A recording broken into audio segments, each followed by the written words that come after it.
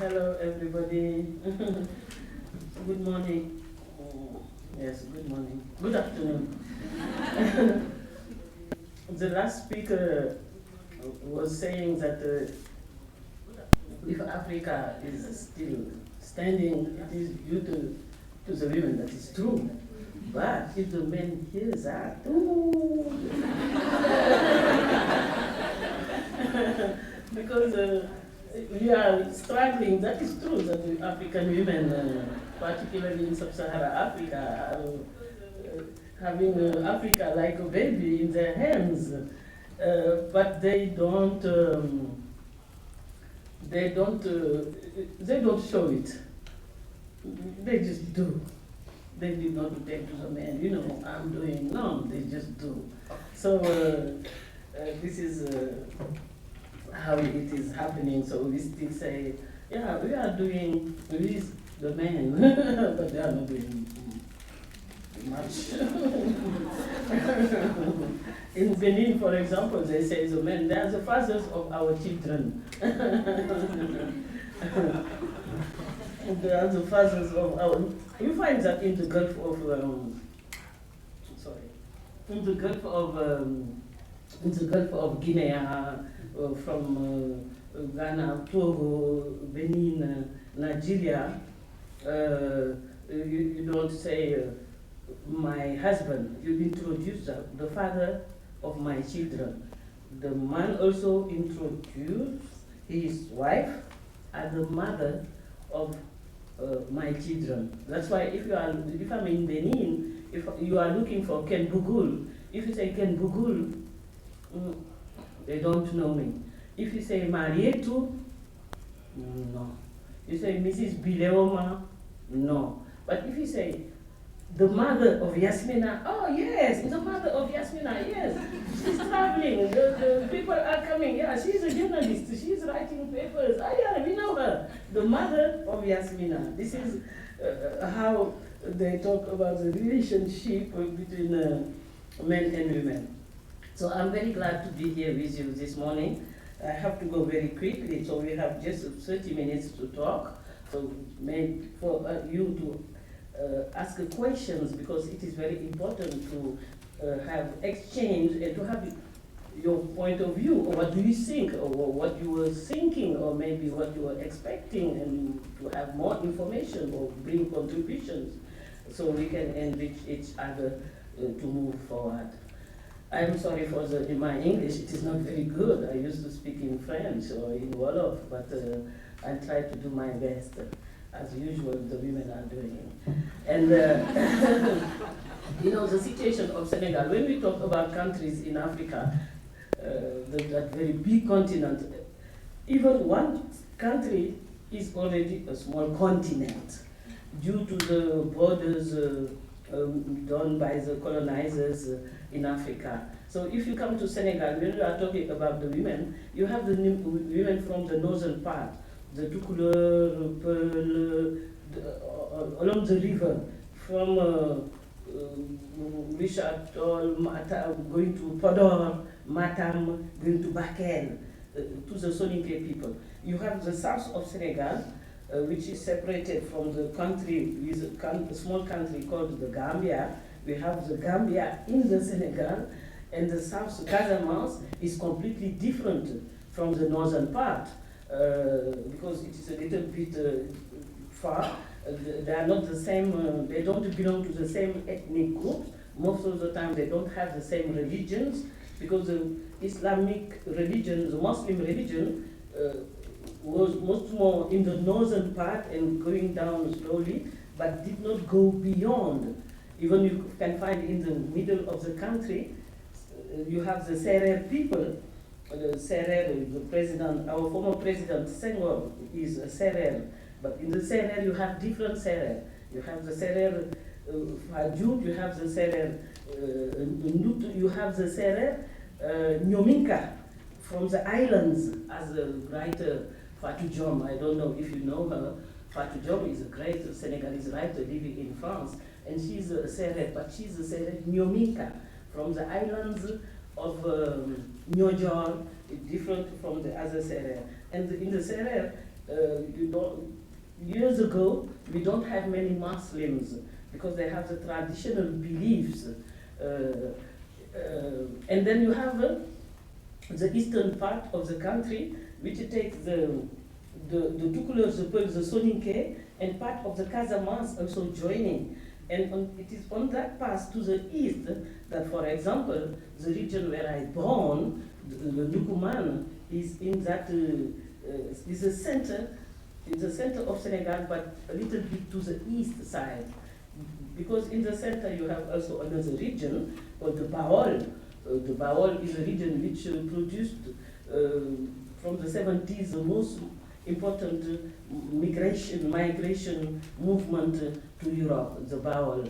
And you have the Njambur and the Jolof, which used to be the kingdoms, the main kingdoms of Senegal were based between Njambur and Jolof and the Kayor. But nowadays we don't have many, we don't have any kingdom in Senegal. So that shows that that very small, tiny country is already a small continent where we speak eight local different languages, eight recognized. There are some small language, but eight, we have eight. That's why the government, they decided that French, the language of the colonizer, will be the official language for everybody. Even though that there is one of the local language, the Wolof, more or less everybody can understand it or can speak it, etc. We have the Wolof, but we have Tukulor, Peul, Serer, Jola, Manjak, etc. And before the first invaders, because the first invaders, colonizers in Africa, and particularly in sub-Saharan Africa, was Arabic Muslim, with the Muslim religion. They came with the Muslim religion. But before that, the traditional society was, there were men and women, but there was not a patriarchal system or a matriarchal system.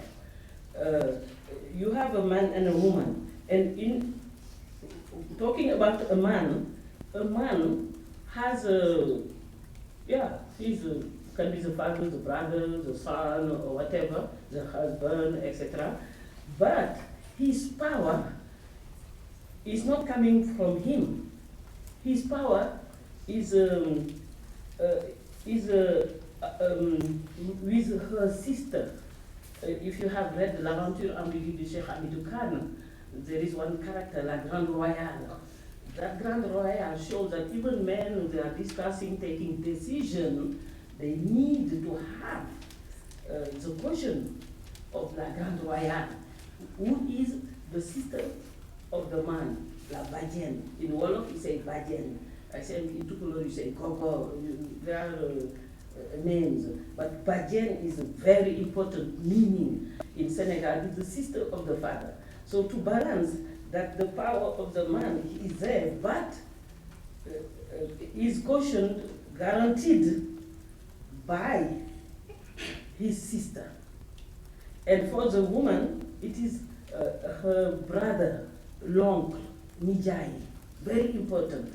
The uncle, the Nijai, the brother of the woman, is as a Badienne, la Grande Royale dans l'Aventure, in the Aventure ambiguë of Cheikh Hamidou Khan. It is the same, but at that level, it is the brother of the woman. So to bring a balance, that it is not we have a patriarchal system, we have a matriarchal system. People are always making mistakes on that in Africa, thinking that no, in Africa traditionally is a matriarchal societies.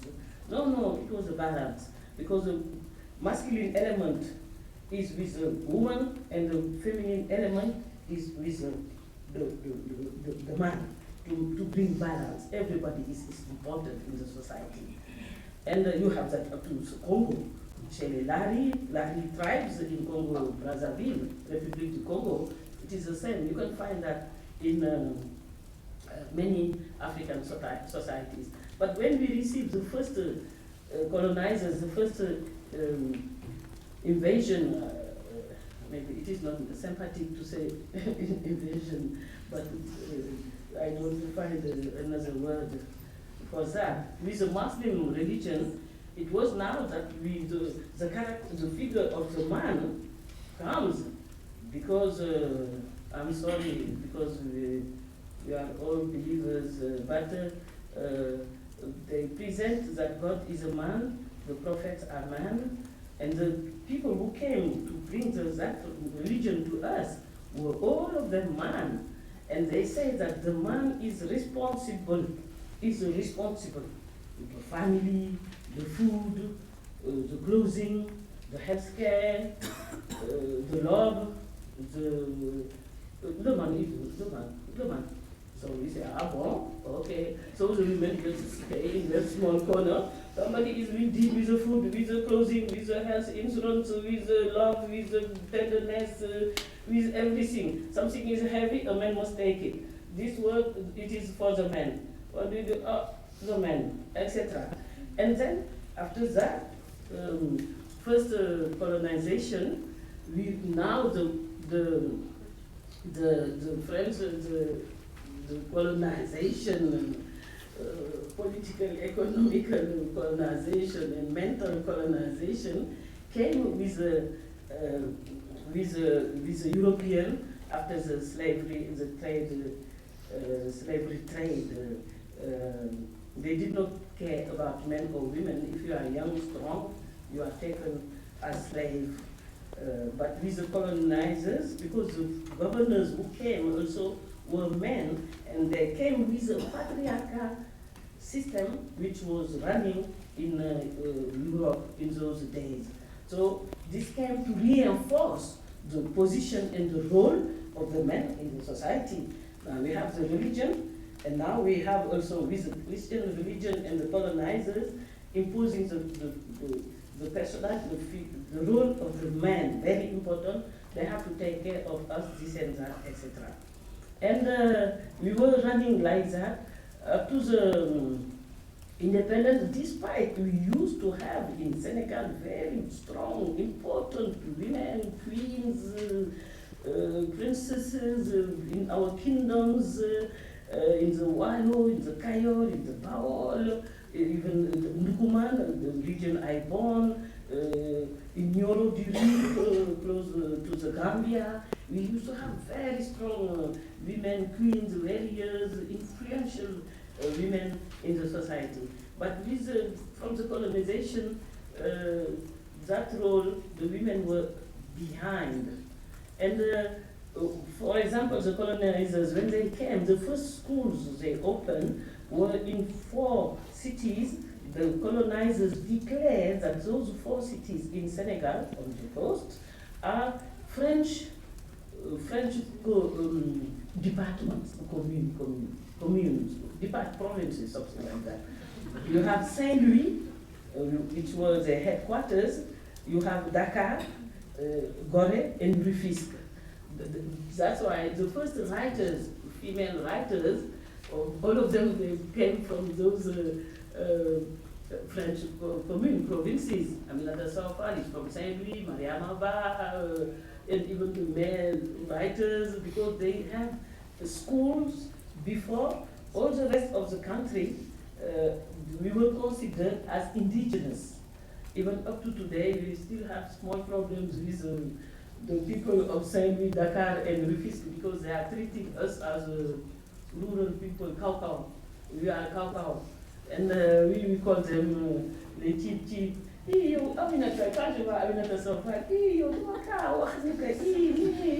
speak like that. But we from the deep area, they say you don't have manners, you the indigenous people, you don't know how to behave like a French citizen. So now we are joking about that, but before it was a little bit tough. The Kaukau people, I have still friends from Serbia, they call me Kaukau that I don't have nice manners, so I need to be civilized a little bit. And then progressively school, because as they were considered as French, they did not have a problem because they were in French provinces, French citizenship, etc. But the indigenous, we were waiting for schools. In my family, I'm the last one born in my family. I'm the only woman in my family having been to school, because up to my birth, there was no school in my village because the indigenous progressively, but we did not have school. So I was the first one. But from my status of indigenous, telling that the girls, as she said, with blonde hair and blue eyes are my ancestors, that politic of assimilation disturbed the minds of the indigenous people. And in those days, we were living among us, because the first time I saw a white person, I think I was 13, and I was running, because a white person in our imaginaire is the devil. While also, in the imaginaire of the white people, the black is devil, because the devil is black. For the white, and for us, the devil is white. So everybody has his, that's good. That is a balance. And we progressively, with the education of the indigenous, progressively the women from the indigenous area started really challenging. They want to have access at that education to compete with the citizens of Saint-Louis, Dakar, Rufisque, and Gore. And at the independence, it is most, when we placed down Senghor, most of the first people involved in the beginning of our independence, most of them, they came from the indigenous part of the country. And from that education, the situation was improving for the women, but still the role, the status, even you work, you have a salary, you come with a salary at home, the husband will say, I am the husband. I have to provide your food, your clothing. Oh, okay, good. I have to pay the bills. Go. You take your salary, you do what you want to eat, because the man says, I do everything because it is my role. Yes, oh, thank you, sir. And some of them even say, you need not even to work. And we've met many women who had degrees, who can teach, 3 such farm, nurse. They say, my husband says that I need not to work because he's going to fulfill everything. Fine, good. But when we come now to the 80s with our terrible, horrible, criminal programme d'ajustement structurel from the World Bank and International Monetary Fund, many restrictions. Most of those men with those statuses providing, doing, yes, sacked. They were sacked. No more recruitment, no more job, and they have to stay at home. And that was very bad, because, and when a man sits, he's thinking, he takes time to realize, to stand. But a woman, when there is a problem, when she's sitting, you say a problem, she just stands. What is the problem? And ask for the problem. You know, the attitude of standing and asking for the problem is not the same attitude that sitting and saying, what is the problem? It is not physically the same thing. And when those problems came, it is from that time that the women stand. Now, to take back how our traditional society used to do. If you go in the Gulf of Guinea, for example, in Togo, I know Togo very well, I lived there 5 years. In Togo, traditionally, they used to say, a woman, the man first, the man, because it is easier, the man has to find a plot on terrain. How do you say terrain? A land to build a house, the house for the family. That is the man, this is your duty. Land, build a house, and you have finished. When you have done that, you can go and talk with your friends. But a woman, traditionally, she has to feed, she has to clothe, she has to take care of the education, she has to take care of the transmission of traditional values. And that is the ongoing activity forever, because every day you eat. If you build a house, it is ready, the keys are there. Oh, I have done my duty, I have finished, but ongoing activities. That's why in the Gulf of Guinea, the women are so dynamic, economically, much more dynamic than in West Africa, for example, Senegal, Mali. They just stand, the women stand there due to the economic problems from 80 to 82s.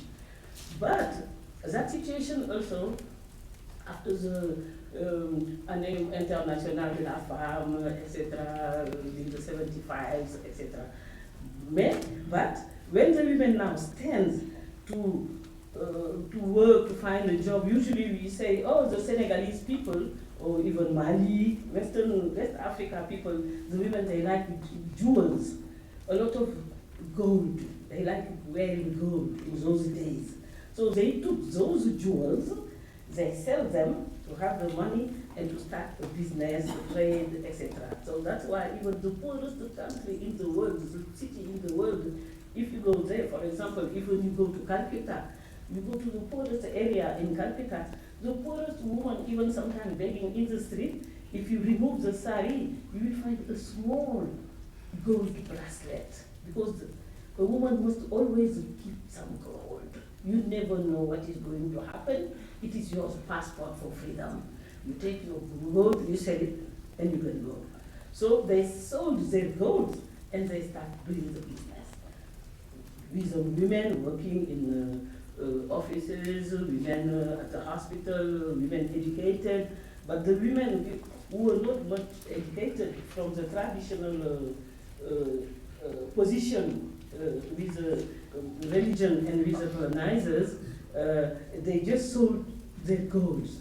The men bought before, because the men had to buy the gold for the women before. They sold and then they start.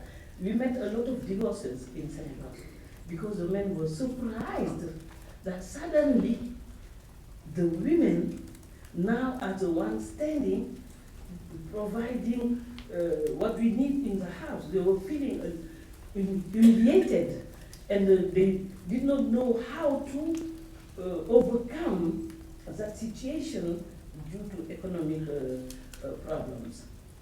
We had met a lot of divorces because the women also took opportunity of that now to go out, to travel, to go to the market, to spend all day outside, to come back home late, and the men were saying, my gosh, it is not possible.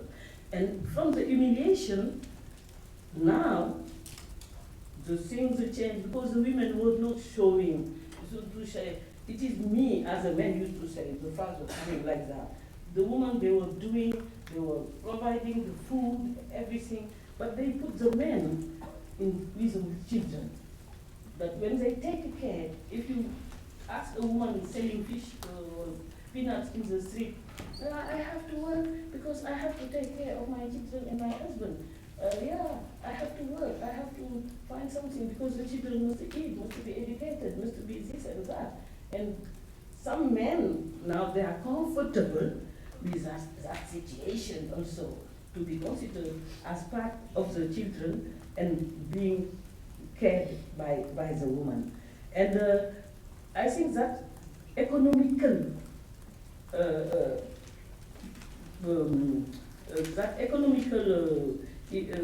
circumstance, conjuncture, allows the women in Senegal now to recover really their status as a Badian in our social hierarchy, hierarchisation familial. And that the importance is not even at the economic level. It is now the children of those women who are struggling. The fact that they are struggling, the fact that the figure of the chef de famille is a feminine figure, changes the relationships with women and boys in the new generations. The children born from that generation of women who stand from the 80s, the children born now, their attitude without their mother is not the same than without their father. If a young Senegalese boy has an award or something, the first thing to say, this award is for my mom. I owe what I am today, I owe it to my mom. My mom paid my education. My mom was struggling, selling fish, peanuts in the street. My mom was in the market. My mom, this and that. So that also makes the image of the father, of the man, without those gratitude, those tribute to the new generation, to their mother, is something very strong. But with the boys, but the women, the girls of that generation also were thinking that if the boy can do something, me also, I can do it. That's why now we see in the migration, we never saw women in the migration. Now you see young women in the migration. They are leaving Ivory Coast to Cameroon, Senegal, Mali, crossing the desert. Like the other migrants, they have many, many women in the migration because also they want to demonstrate that they can do it. And Youssou N'Dour, one of our famous singers, he was saying that he is the elder son of his mother, and he was singing, he is the elder son, he is the son.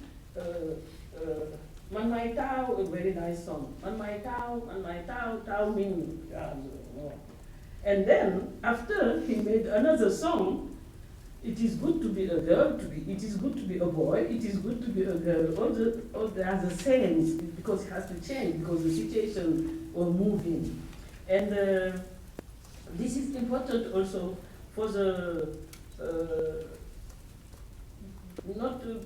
for economic purposes. That changed also many influences we had from the colonizers and from the religions we received. Because at the time that now just can stand, they can do, they can go, they travel, they are going to countries around Mali, Gambia, to buy stuff, to come and sell. Some of them they are going to Morocco, some of them they are going to Turkey, some of them they are going to Dubai, some of them they are going to China to buy stuff. They are in the trade, some are in the markets, they are there. Some of them they are in trade unions, they are in politics. They are at the university, they have many teachers, female teachers at the University of Dhaka, and they have a lot of female writers, even though most of them are not known and they are very interesting, the new generation. We don't read enough the writings of the young female writers in Senegal, but they are very interesting because they are witnesses of another generation of women in Senegal, but we don't pay attention. Still, the older can be completely old, but it's a new generation of writers. I think it is important to read what are they writing because they can explain even much more at their level, their feelings. It is because I'm living with them that I know what is happening.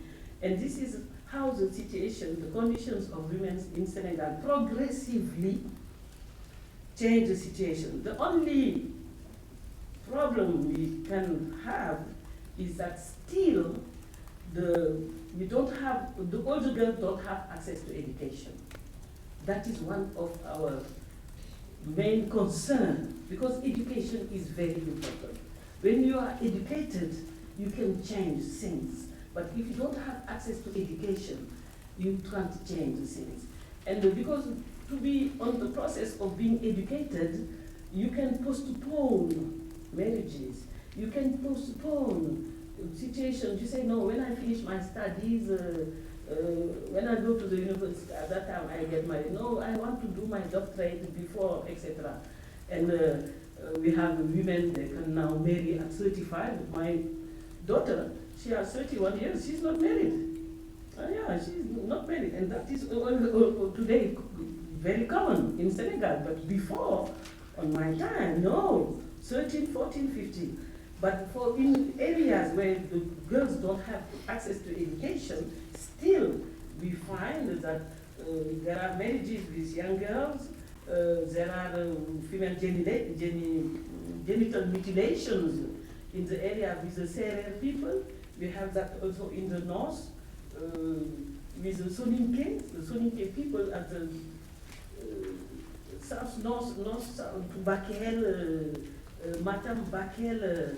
We still have the Soninke people. They are still very close to the traditions, and we still have female genital mutilations, unfortunately, in Senegal, and early marriages for girls, even though that we have laws at the parliament which forbidden the marriage of a girl under 16, and to ban female genital mutilation, even though they are going to take the people who do that to jail, etc. But still, it is because when a young girl has no access of education, she has no perspective. We don't offer her anything else. What are you going to do? You don't go to school, you have no training, you don't do anything. So your perspectives are blocked.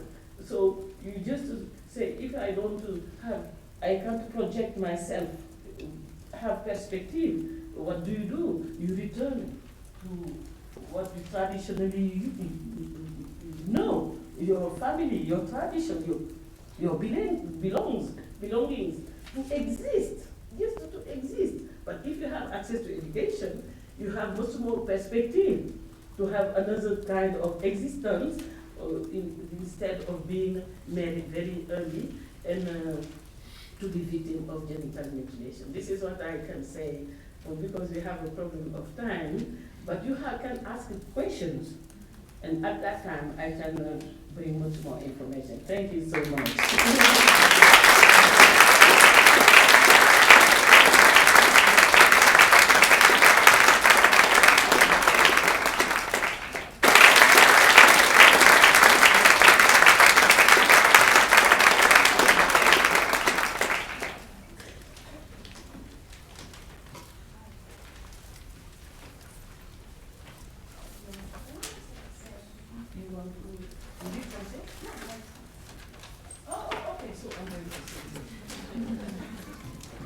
All right. Today we have heard Maria Tou's research on and surrounding women in Senegal.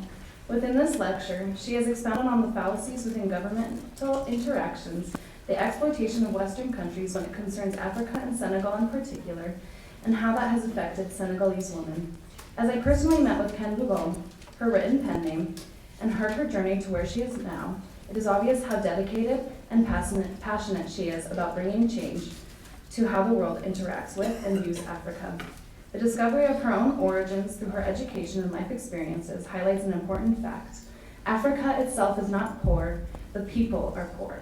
But why are the people poor? Because developed countries use African resources for their own benefit and create a false image of what Africa really is. Regardless, Bugul emphasized the daily gratitude people feel in Africa. In the smallest aspects of life, Africans rejoice, for they do not have as much want for the overused technology of the Western world. Her lively and joyful countenance proved her claim. This made me reflect on myself and see where I could improve in my goal to live rather than just survive. Bugul showed me how to do that. By starting small, we as humans can make ripples in an effective way. Even if it feels small and insignificant, it still makes a difference that can eventually create a bigger splash globally. The most moving thing that Maria Tou mentioned yesterday, and I think it's worth mentioning again, was this: if Africa is surviving, it is because of the woman. She explained that the women take care of everything from education, family, food, and finances. They are the catalyst for change in social circles and families. They are not inferior or victims. Rather, they are happy and maintaining life in their communities. They are beautiful because of their joy in the seemingly insignificant parts of life.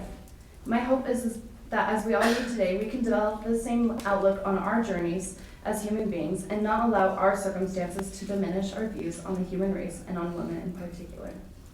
Thank you.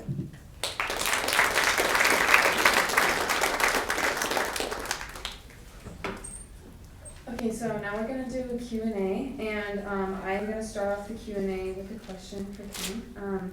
So what role do you think feminism has played or continues to play in the economic and political liberation of women in Senegal? And I'll have you join me up here.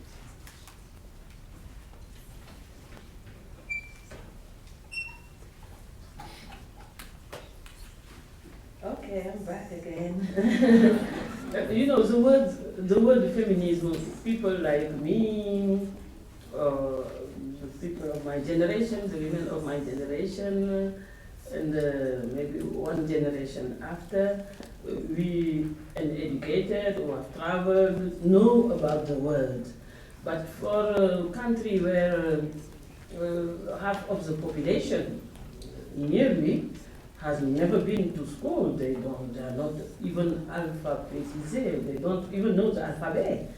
And those who are aware, the word feminism were living in big cities, and the first ones were like a lady called Marie-Angélique Savanet, in those days, in the 84, were talking about feminism, and the first feminist movement born in Senegal in those days. But were attending the meetings, the same who were educated, who traveled, who are attending meetings in Denmark or Italy with Donna Bay, etc., feminist movement. But the majority of the Senegalese women, they don't know about feminism, or what is feminism, because they don't know. What they just know that they have to work, they are struggling to have access to education, they are struggling to have access to property, because they used to have property. It is religions and the colonialism which took those rights. And they want surtout, particularly, to have access to microcredit. They need just to start their own business and take care of their family. And that is why the feminist movement in Senegal failed, because what they were talking about was not within our realities, our real context in Africa. It was that the movement of feminist movement has to be the same everywhere. But America is not the same. In America, you used to have black feminism. But we in Africa, we can't talk about black feminism. All of us, we are black. We don't have any problem. Nobody is going to say, I'm black, because we are all black. So even though we understand what is happening in the America, but it is not our reality. The feminists in Italy or Denmark talking about up to even the mutilation of the men in Senegal, say, our men, our husbands, our sons, our brothers, how can they say that? Because they can't understand. But if you say the same access to education, same access to property, same access to microcredit, same access to the same salary for the same degrees, the same position, that for them, they can understand it. But when you talk about feminism, it is not a word that the majority of the women in Africa can understand. For them, it does not have any meaning. And you can find it in Togo, in Benin, with those women billionaires of the Gulf of Guinea. If you are talking about feminism, there is a problem. We don't have any conflict with the men, because in those areas, the women are much more richer, and they can make their choice who they want to marry, to have children. That's why they call them the father of our children. So from a region even to another region, it changed. For Senegal, usually before now, our economic independence, autonomy, and emancipation, the women has to wait at home that the man is coming to say, I want to marry you. And most of the time you have nothing to say, because somebody came to marry you. But now, like it is happening already in the Gulf of Guinea, I lived in Benin during 15, 16 years, where the men, they have to be nice to please to the women, because the women, they don't have time to look at the men, because they are busy with their business. You know, when you are busy like that, Somebody say, oh, what are you, okay, I'm coming, because they are busy with their business, counting their small money. And somebody, Alaja, oh yes, what do you want? No, say hello. Oh, okay, hello. Now when they have time free, as the man is insisting, oh, yeah. Do you know how to drive? Do you have a drive license? Yes, I have a drive license. Because they are thinking of somebody who is going to drive to go and collect their merchandise, how to use them. And do you know how to read? Sometimes they don't know how to read. Yes, I have been to school. Oh, so they say, this one I can take as a father of my children. So, because of the economic problem, but this does not mean that they take them as stupid people. No, they consider them, but it is not the same relation as it used to happen, for example, in Senegal. So that's why the word feminism, we have to find something else for the majority of the women in sub-Saharan Africa, even in Africa, to understand the meaning. But what they want is to have access to education, have access to health care. And particularly, that's why I say, even I say stop to the aid of development. But if you want to do something in Africa, not to help for development, nobody can develop us. We have to develop ourselves. But if you want to do something, because the world we are the same, we do for each other, it's to microcredit. If you don't give them, you lend, how do you say prêter? Lend. And all around the world, it is worldwide recognized that when you lend $10 to a woman, she's going to reimburse. 90% of the surveys have demonstrated from Africa, Latin America to Asia, that you lend money to a girl, a lady, a woman, she's going to reimburse for more than 90%.